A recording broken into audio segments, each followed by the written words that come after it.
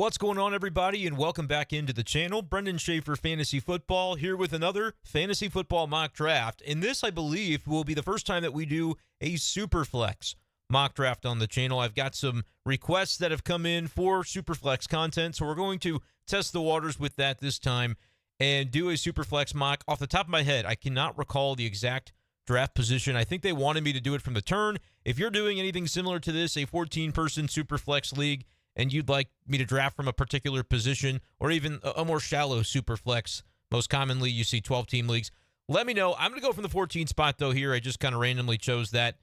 Like I said, I think somebody wanted it, so I'm trying to meet the expectations of the people here. So if you have a particular draft style you want me to implement, just throw it in the comments here down below. Make sure you hit subscribe on this channel and like on this video if you enjoy fantasy football content.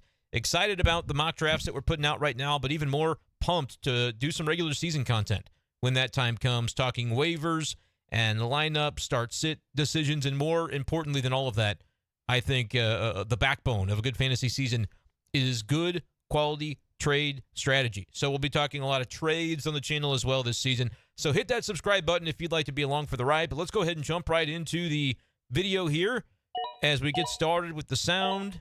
I missed the cool little ding that Sleeper does at the beginning. I do these drafts on Sleeper, by the way. I get a lot of questions of people asking, what is this software? It's just Sleeper. It's a free app and a free website. They're not a sponsor, not yet, but that's the situation here. Okay, so I don't do any leagues that are Superflex snake drafts.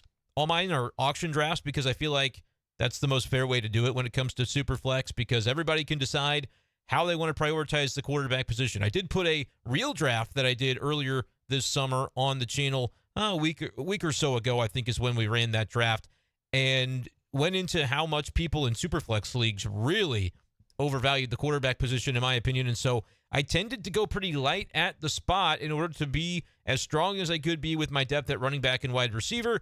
Here in this draft, we see Mahomes, Josh Allen, Jalen Hurts, Joe Burrow, Justin Herbert, Lamar Jackson, and Justin Fields all coming off the board within the first round. The best quarterback available is Trevor Lawrence. He's the last of a tier, in my opinion, but there's just too much value for me at this point in order to shy away from the other positions. So we're going to go with Cooper Kupp here at the 14 spot. We feel pretty good about starting off with Kupp. Listen, I think it's a matter of opinion on whether or not you trust Cooper Kupp to bounce back toward his heights that he had a couple of years ago. Last year was injury-riddled for both him and Matthew Stafford. So if you're not in on Cooper Kupp, that's okay. You could be drafting Stephon Diggs with that pick. You could take CeeDee Lamb with that pick. A lot of different ways you could go with it, but I feel pretty good about being able to kick off a draft with Cooper Kupp at the 14 pick, right? Normally in non-Superflex leagues, he's going somewhere in the middle, and so we're hyped to get him at the 14 spot. Now we're going to kick off the top of the second round, try to figure out where we want to go exactly. Is it going to be another running back or wide receiver? I'm kind of tending to believe that it is. Love Mark Andrews, but this is too early for him. You could get insane value at wide receiver. Stephon Diggs still on the board. I love Amon-Ra St. Brown, so this draft doesn't set up perfectly for me to get him because there are higher-ranked players still available. But I'm going to try to get pretty balanced with this roster, so I'm going to take Austin Ekeler here. I'm going to assume this is a half PPR setting. On Sleeper, they just give you the rankings for 2 QB, so it doesn't really specifically say in the mock draft form whether this is full or half-point PPR. But I'm going to assume there's at least some PPR bonus, which puts Austin Ekeler on our roster very comfortably. I'm excited about the Chargers' offense this year, and really, I think Eckler's got one more year of being a workhorse. So we're locked in with one of the top running backs available, with one of the top wide receivers available, and we're going to see where that puts us in terms of the quarterback position. You can see the value of quarterbacks in Superflex. Most people go in on it pretty heavily. I understand that perspective. I try to zig where others zag and be able to pick up players that in a regular draft, you're going to be finding second round, maybe third round, and we can end up getting those guys a little bit later. Like, we're at the very back of the third round in a 14-person league. Jahmyr Gibbs is still on the table. Wide receivers that are still available: DK Metcalf, Calvin Ridley, Keenan Allen. I may already have a regret with the way I went about this, because as much as Austin Ekeler is a top 5, top 6 bona fide pick in a PPR setting when it's not Superflex, I don't want to go too much into that Chargers offense. And Keenan Allen has generally been a guy that I've been taking at this layer of the draft. I'm going to shy away from it here. I'm going to double-check the quarterback spot because I don't think you can wait forever when it comes to the quarterback position. So we have to kind of keep an eye on that situation. We're going to go ahead and grab one more running back with Jahmyr Gibbs. Feeling pretty good about his situation. I got to try to turn the sound off. It seems like it's having a glitch. So we're just going to leave the sound off for the rest of the video because I do not want to listen to that ticking noise the entire time. Jahmyr Gibbs as the second running back. We're pretty strong at RB. I mean, feel very good about that with Ekeler and Jahmyr Gibbs. I know that people are probably sitting there going, dude, there have been how many quarterbacks come off the board? Let's see here real quick. 7 of them in the first round. Tua, Deshaun Watson, and Dak Prescott in the second round, as well as Trevor Lawrence. So 11 QBs going through the first 2 rounds. Kirk Cousins and Aaron Rodgers going in the third. 13 quarterbacks drafted before we select our first. We could certainly do it here. We probably don't need to look running back. If we were to go quarterback, Daniel Jones sits here at the top of the list. I think he's a nice option for us, potentially. Anthony Richardson, if you want to really go high upside. But at this point, it just kind of feels like we've waited this long. Why don't we maybe continue that wait? And we're going to hit the button on Calvin Ridley. I do have Keenan Allen slightly ranked above Calvin Ridley, slightly above Deebo Samuel as well. But we're looking at the potential to have a true wide receiver 1 on a roster, as I misclick here, on a roster in Jacksonville that I think can be a really good offense led by Trevor Lawrence. So we've got a couple of running backs and a couple of wide receivers that we really like. We're going to see how this pans out for us as, quarterbacks have flown off the board. We're seeing it not as robust as it was in the first round, with 7 quarterbacks going. Round 2 was 4, round 3 was 2, and then rounds 4 and 5, we've seen a grand total of 5 quarterbacks off the board. We talked about Daniel Jones being a value, Geno Smith, Anthony Richardson, Jared Goff, and Russell Wilson. All right, that leaves us into the 5-6 turn, where if we look at our roster here, we are pretty much set at running back and wide receiver for our starting lineup, but it's always about attacking depth and gaining value where other people are basically drafting mid quarterbacks. We can say, hey, we'll find our quarterback later on. We'll have some faith that we can do that. Running at a time. Totally realize that we're running out of time on it, but I think we can try and go one more turn. This is absolutely a risky way to play it, but this is the way I like to kind of approach these situations. Looking at the way it stacks up here, interesting to see. Boy, I don't love the situation that we're in. We're going to grab Brandon Aiyuk for our wide receiver 3 and our flex spot here because we think he's a pretty good option at wide receiver. It's just throwing me a little bit because the rankings are a little different than what I'm used to seeing. At this point in the draft, it's like, would you rather have a guy that's going in a wide receiver 2 position, be able to nestle him into your flex, or would you rather make sure you bite the bullet right now on a quarterback who's probably not going to be very much better than the guy you get the next round? Let's take a look at our opponents as well. Something to keep in mind. Like, people will draft 3 quarterbacks, but I don't think many of them will do it this early. This team has 2. Only Team 5, Team 7, Team 9, 11, and 13 still need quarterbacks. So as long as not too many of them double up between now and the next turn, we should be okay. And I am kind of learning on the fly a little bit as I go with this. Alexander Mattison, good value, I think, at the running back position right here. Nestled into a workhorse role. I've been going after guys like Javonte Williams and James Cook a lot more in my mock drafts, but because Madison's available to us here at the 6th, let's go ahead and see what happens by drafting him. And now we're just watching quarterbacks go off the board and hoping not to see too many of their names. Derek Carr, the only one selected in round 6. We do see Javonte Williams go at the top of the 7th, but I think taking Williams over Madison would probably be a mistake. Madison's locked into that workhorse role. We do know that Williams is going to have to deal with Samaje Perine. Bryce Young and Jordan Love are quarterbacks that then go off the board in the 7th round. Yes, we still don't have a quarterback. Very interesting that Team 13 is taking a identical strategy to us in terms of the quarterback spot. Team 7 just now picking up their first QB with Bryce Young. We're not going to let it go any further than this. So at the turn here, we're going to get at least one quarterback and trying to discern who that guy's going to be. I know who I want. I want to find a way to get Sam Howell on my team, but he might be as the quarterback too. Checking out the sleeper rankings here, it's going to be close. It's going to be close to see if he makes it back to us. It's going to be a little bit risky if we don't do something here. But let's go ahead and try to find a wide receiver, I think we want to do. Actually, we're going to try to get ahead of it by drafting Jahan Dotson, potentially back our way into a stack at the wide receiver position. In this range of the draft, George Pickens is intriguing to me. Gabe Davis intriguing to me. Zay Flowers intriguing to me. Quentin Johnston a little bit less so because we already have a share of that Chargers offense with Austin Ekeler. But it would be nice to have a Los Angeles Chargers wide receiver. Doesn't look like it's going to end up being the case for us in this draft. Running backs we like here, David Montgomery feels like a screaming value. But at the same time, we've got 3 running backs that we feel pretty good about. And, of course, we do have Jahmyr Gibbs. So we don't want to double up on the Detroit backfield. I know people would say, well, wouldn't you want to get the guys handcuffed? Generally in the draft, I don't. I don't want to waste a bench spot on a handcuffed. But when we get into the middle of the season, if a guy's handcuff is sitting out there and I already know, like, now I'm destined for the playoffs, things are looking good, I'll start to plan for that and start to try to prioritize guys as backups.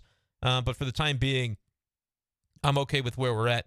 We're going to take a little bit of a risk here and draft Kenny Pickett to hopefully be our quarterback 1, and we're going to see if Sam Howell gets back to us at the quarterback 2. He may not, right? This is a mock draft. The computer may do weird things. They may take 3 quarterbacks. I just don't think it makes sense for anybody realistically in an actual 14-team draft to draft their 3rd QB as early as the 9th round. You're just not going to have, if anybody does it here, we'll kind of take a look at their roster and explain why that wouldn't be very smart for them. Make it one more pick. We do. Sam Howell is going to be ours with one of these next 2 picks. Checking the board real quickly, it looks like nobody has taken the leap on a 3rd quarterback yet, which is good. It's good to see that Sleeper is like making things actually make sense.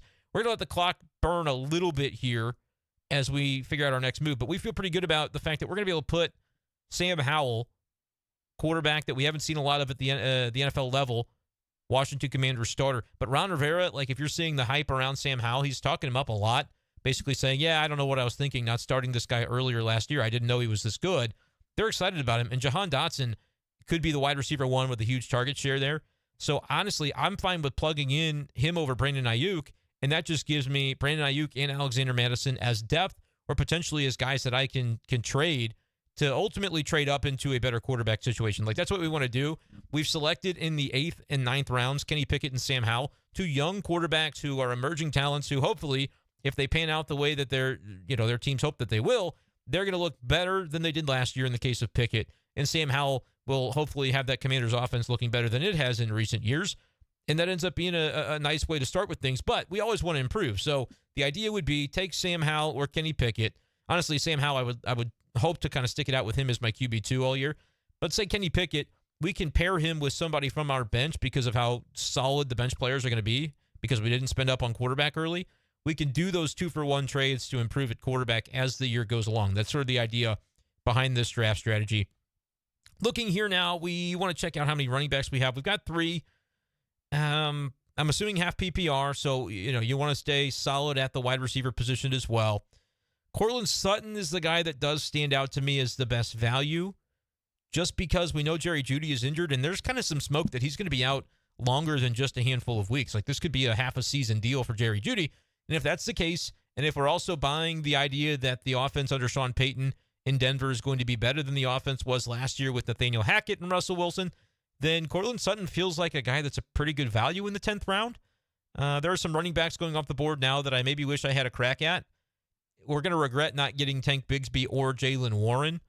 But we feel like at wide receiver to go Cooper Kupp, Calvin Ridley. Remember, this is a 14-person league, so think about your 12-team leagues that you tend to generally play in and what your wide receiver core looks like, and then realize that this is a 14-teamer. So to have Cooper Kupp, Calvin Ridley, Brandon Aiyuk, Jahan Dotson, who we think is a really nice sleeper pick, especially stacked with our quarterback too, and Courtland Sutton, we're loaded at wide receiver and probably don't need to take another one. Other wide receiver targets that we like that went in this round, I want to make sure he did. Yeah, Sky Moore goes in the back of the 10th. Would have been a guy that we were also interested in, but just wasn't any chance really for him to make it back to the back of the 11th round for us. A little bit sad. Yeah, Tank Bigsby, Jaylen Warren, those are guys I had my eye on. Ends up being what it is. At this point, starting quarterbacks that are still around, Mac Jones, Desmond Ridder, Ryan Tannehill, we know we're kind of up against it a little bit. We're going to grab Kendre Miller just because he's a guy that with the suspension to Alvin Kamara, rookie running backs are guys that I think are undervalued in drafts because by the end of the season, a number of these guys are going to emerge with real roles on their NFL teams. Kendre Miller is going to have the opportunity to do it from the very beginning of the season because Alvin Kamara is suspended for 3 games. So I'm taking a shot on my bench with him. And then we also got to remember we need a tight end. We could wait till the very bitter end, or we could do it now. We've waited this long, so it feels like if we've got a guy that we're afraid is going to get away from us, now might be the better time to do it. And honestly, with a five-man bench and with how robust we are at running back and wide receiver, Kendre Miller is our fourth running back. We feel very good about finding two starters out of Alexander Madison, Jahmyr Gibbs, and Austin Ekeler. We just need two of those guys to be able to start for us. And everybody else can kind of sit on the bench. We're loaded at wide receiver. We're going to take a third quarterback because, yeah, we did kind of neglect that position. And, yeah, you could shoot for upside. I might be shooting for just a stable presence here with Ryan Tannehill. First of all, they did add DeAndre Hopkins to that offense. You have Hopkins and Treylon Burks. Potentially an aging Derrick Henry allows the Tennessee Titans to think, yeah, maybe we need to throw the ball a little bit more than we have in past years. Ryan Tannehill, I don't think, is getting benched this year for Will Levis unless things really go off the tracks for Tennessee. As long as they're hovering around 500, trying to scrap for a wild card spot, the Titans aren't going to move away from Ryan Tannehill, I don't think. He's not a very good upside play, but I do like the idea of Ryan Tannehill as my third quarterback, just kind of sitting there in case Sam Howell flames out or in case Kenny Pickett flames out or either of those guys get hurt.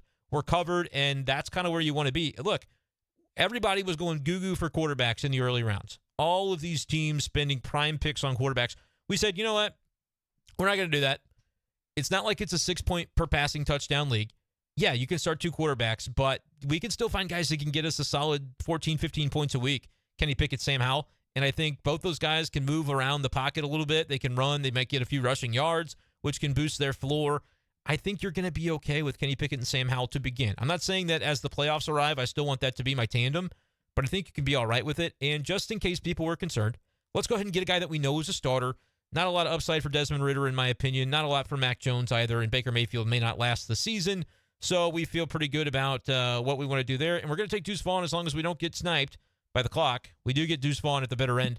I'm in on Deuce Vaughn. I know that that's maybe the one pick that I am kind of touting this season that is not very, I guess it is trendy for some people, but it's viewed as kind of like a public pick, a very casual fantasy player kind of pick. Deuce Vaughn, for me, I covered him in high school when he played in Central Texas high school football. I think he is a real good player, and I'm just noticing the way that the Cowboys are featuring that depth chart. Yeah, he's not the second guy on it behind Tony Pollard at this point, but Rico Dowdle and Malik Davis, I don't think either of those guys necessarily are going to take too many snaps away. That they're just Deuce Vaughn's got more explosiveness. He's a different type of player. They're going to still have to figure out what to do at the goal line from the running back position, but I believe that Deuce Vaughn in a PPR or half PPR setting to be the Mr. Irrelevant of a 14-team Superflex draft, so you have an extra flex spot that's getting into your lineup with still 5 bench spots. I'm going to take Deuce Vaughn pretty much every time at that point in the draft. Marvin Mims I would have preferred for sure, but he didn't fall to me. The wide receivers we saw, just there was nobody jumping off the page. I also was a little bit under the gun on time. If I'm looking at this list right here, I'd say the one guy that you could maybe also similarly take a shot on a trendy player would be Justin Ross, who is officially going to make the Kansas City Chiefs roster. They're going to carry 7 wide receivers. So we feel pretty good about that. Here's the thing I'm now realizing we didn't do is draft a tight end. But this kind of stands to exactly the way that you're allowed to do this in drafts. Sometimes I don't even notice that I don't draft a tight end. I get all the way to the very end and I just don't take one. Because, let's see, it's August 29th as I record this video. The NFL season does not start until September 7th. September 10th is the first Sunday of the season. So theoretically, I could wait until Sunday morning, September 10th, on any platform that allows it, which Sleeper by default does. And I don't need to have a tight end until then. What happens if over the next week or so, week and a half, we see a Cowboys depth chart or we see some reports or some rumors that start swirling about, hey, Deuce Vaughn is actually going to be the bona fide number 2 running back in the Cowboys system. They're really excited about the explosiveness that he brings, and they're going to use him more than people expected, and Malik Davis gets cut, or Rico Dowdle gets cut, something like that. You go, oh my gosh, well, the Cowboys, people think they're going to be a pretty good offense probably. Got a lot of good pieces coming back. A little bit of uncertainty with a new offensive coordinator, but yeah, I can get behind that. Suddenly people would be in on Deuce Vaughn. I really do believe that. So if that happens, we've already got him on our roster, and we can figure out a way to manipulate a trade. Maybe we move Ryan Tannehill to somebody else that wishes they had gotten a third quarterback to stash on their bench. They see me do it and go, man, that would have been a great idea. Why didn't I consider that sooner? Or maybe we, there's an injury that happens, and I can stash somebody else on the IR in order to make room for the tight end that I'm going to pick up. Looking at the tight ends that were drafted, I know who's available, and I'm thinking Luke Musgrave would be the guy that I would pick up from the Green Bay Packers, rookie tight end. I'd slide him into my tight end spot week 1. If it doesn't pan out, I'm still probably looking to waivers anyway because a lot of these tight ends in this range are not going to pan out.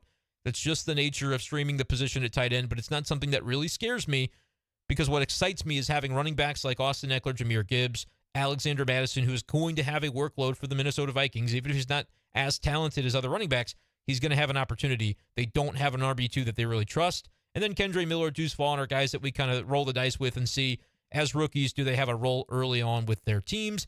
Wide receiver, Cooper Kupp, Calvin Ridley. Again, I do tend to prefer Keenan Allen, but I just didn't want to overload on one given offense. It probably would have been safe to do so, but grabbing a piece of the Jaguars is also something that we like to do. I trust Trevor Lawrence to have a nice season there. Brandon Aiyuk, Jahan Dotson stacked with our Sam Howell in Dotson's case, and Cortland Sutton at wide receiver. So we are really, really strong at the RB and wide receiver spots to where it just doesn't concern us to have some weaknesses at quarterbacks that we think we can play matchups, we can stream because we did pick up a third quarterback. And at tight end, we're just going to stream the heck out of the position and kind of punt what it looks like there. And like just to compare, let's take a look at Team 4 as an example. All right, they drafted 2 quarterbacks off the top because they said, oh my gosh, you can start 2 of them. We're going to have to be ready to go. Chris Olave, DeAndre Hopkins, like that's a solid wide receiving core, but they're really sacrificing at running back. 2 guys, DeAndre Swift and Dalvin Cook, that may not be the starters on their team by the end of the year. Like Dalvin Cook might get more run than Breece Hall at the beginning of the year because of the injury situation, but by the end, what's the certainty level there? Khalil Herbert's a nice piece. I like him as an RB3, especially where he was taken. But you just look at the wide receiver depth, to me, top to bottom, it's just not as strong as what we have. Hollywood Brown, solid, but it's going to be a very lackluster offense. Same thing with Juju on the New England Patriots. Same thing with Jacoby Myers on the Vegas Raiders. And then Jalen Hyatt's a decent late-round stash in case he should have a nice role with the Giants. But it's just like, they punted tight end as well, basically. Dulcich and Irv Smith. So I feel very good about being able to stack up against some of these teams. Guys like Cooper Kupp versus Olave, I'm getting the better draft capital. Olave could outscore Kupp. That wouldn't be impossible. But Hopkins versus Ridley, I mean, I'm taking Ridley for sure. Aiyuk paired against Hollywood Brown, yeah, I'm going to prefer Aiyuk in the much better offense. Jahan Dotson against Juju, again, I think you're getting a young player on the rise versus Juju, who's kind of a known commodity, but is going to be in a low-volume offense. Like, you can go down the board, Cortland Sutton, wide receiver 1 for the Denver Broncos versus Jacoby Myers, wide receiver 2 or 3 for the Vegas Raiders. It's not even a comparison to me. Yes, he's got a better advantage at quarterback, but like his quarterbacks can get hurt just as easily as mine can, and if that happens, at least I've got a third one to be able to kind of finagle the situation, and I also know that I will have really, really good leverage in trades because I have more running backs, more wide receivers, and better ones than basically every other team in the league. So we're taking a shot on tight end, and imagine this, if our roster finds a tight end, we hit on one of those streamers that turns into a weekly, 8 to 10 points for us, which a weekly 8 to 10 points at tight end is like a top 12 tight end, top 14 tight end. So we end up actually kind of getting away with it in our draft strategy. Let me know, though, what you think about this strategy in particular. Drop your comments below here on YouTube. Make sure to hit that subscribe button if you're enjoying the fantasy football content here. And in those comments as well, let me know the next type of video that you'd like to see me do on this channel. I do take requests, and I try to fill as many of them as I can. So give me a subscription, follow along during the season, like this video, and we'll just keep rolling here with fantasy football content. Thank you guys so much for watching, and we'll talk to you next time on the channel. Peace.